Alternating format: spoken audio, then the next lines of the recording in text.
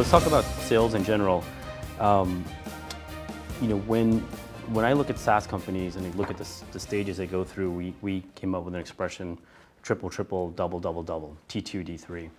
And some of the key areas that I find companies struggle in is really getting from 2 million to 6 and 6 to 18, when the CEO can't be the person closing all the sales.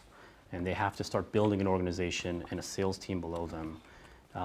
Did you find that at Marketo? And how did you build an ability to have reps that are maybe 1 or 2 levels below you able to close deals? Well, that's just, absolutely key. And to this day, as we went from 90 million to 150 million or beyond, we have all those same issues of building for scalability. So the first mission was to just get something going, right? You're a startup, you're scrappy, you're doing everything.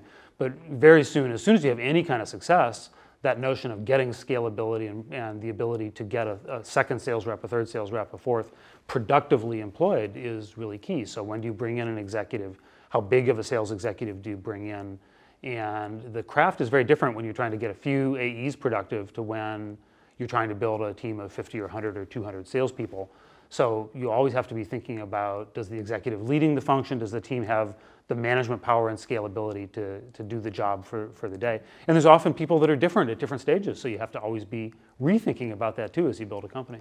That's great. And do you find that when you added that second layer of sales management, so now there's, between you and the individual selling, there's 3 layers at that point.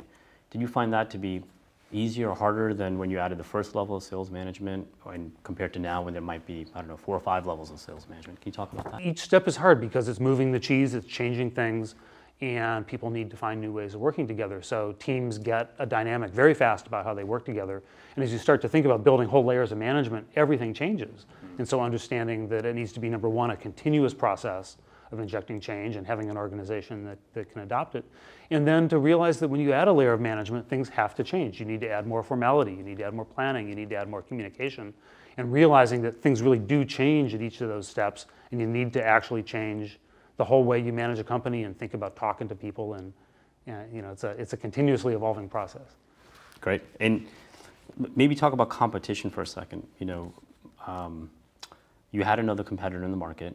They were arguably ahead of you at the time, and yet you said, "Hey, I think we could build a big company here. I think we can catch up and exceed them." Mm-hmm. Many folks talk about first mover advantage and how that's a key aspect of winning a category, mm-hmm. but you've proved the opposite. Talk about that a little bit. Yeah, in some ironic way, we had last mover advantage, quite intentionally in some sense. We knew very eyes wide open that we were going into a market, and people think of there being one competitor mm-hmm. at the time that had been around, but in fact there were 10 competitors that had jumped on something like what we were doing at that point. But we thought that they had all misidentified the market opportunity in some 1 or 2 important ways. One around product functionality, and one around the cloud or SaaS delivery model and how that could come together to make a real velocity company.